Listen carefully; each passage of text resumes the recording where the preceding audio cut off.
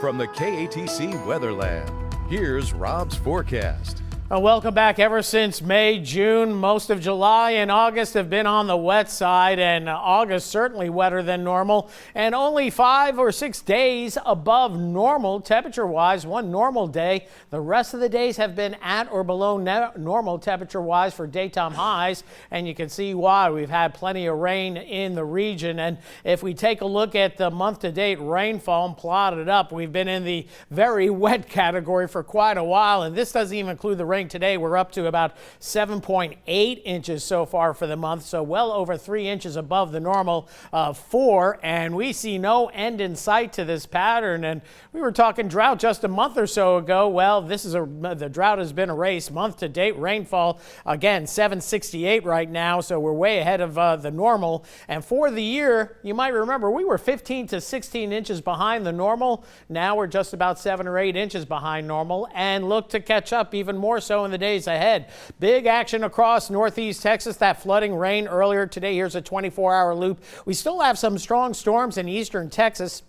These are moving to the east and can't rule out them redeveloping farther to the east later on tonight. So we're maintaining some rain chances, especially as we get closer to daybreak. Right now, it's relatively quiet across Acadiana. Got one lone shower showing up across St. Mary Parish, moving into St. Martin Parish here. Went through the Verdonville area. Got to give the folks in Verdonville some love. We don't get to show you too often, so there you go.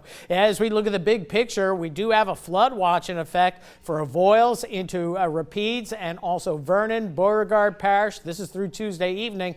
Probably going to see this get extended into Wednesday for the threat of training showers and thunderstorms, storms that repeat over the same area. So tomorrow, the risk of excessive rainfall, northern part of the state, but this is going to be sagging southward, as will the yellow. That's a slight risk of locally heavy rainfall, although the Weather Prediction Center has pared back the threat of heavy rain for the I-10 corridor, but can't count us out for the threat of heavy rainfall. As we look at the big picture, you see it's still storming across Texas. Tropical waves in the Atlantic basin. This one showing some signs of development down the line, but no concerns for right now. Tropical wave over here as we get over toward the Western Caribbean. That's going to be heading our way as we go through the weekend and into early next week. So plenty of tropical moisture working its way into the Gulf of Mexico, plaguing our area. And then we'll be watching for any developments out in the Atlantic basin with time. We do expect development with time down the road, especially as we get into the latter part of the month right here. This takes us through August 31st.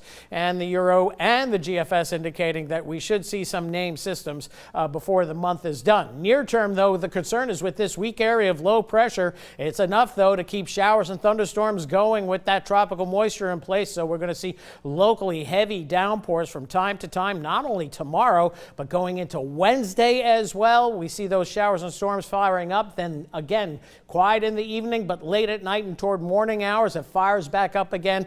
And this traditionally can be a very heavy rain scenario for us. Now, HER model was showing the heaviest rains in the central and northern part of the state. The graph is bringing those heavy rains southward.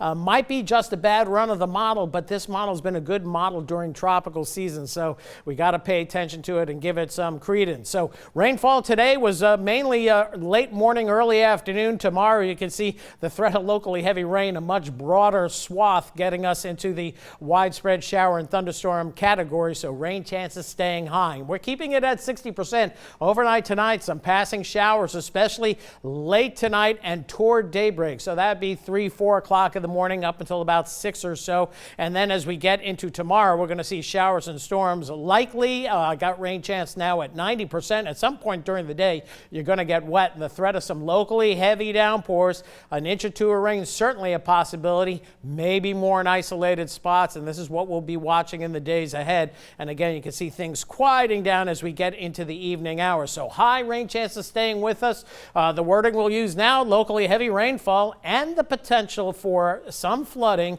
But again, that's not a done deal quite yet, but the ground is getting saturated. And as we mentioned earlier this evening, I thought the Weather Service would raise the flood watch, and they certainly did that for the northern portions of the area. And we may see that gradually working its way southward in the day. Keeping an eye on it. Right. All right. Thanks, Rob.